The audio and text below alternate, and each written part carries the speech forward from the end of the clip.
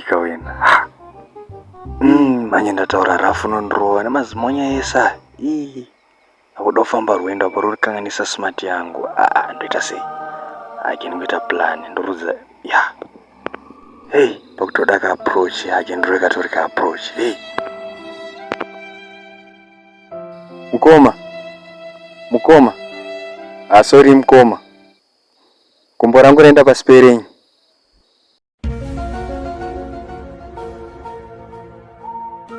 Thanks mukoma.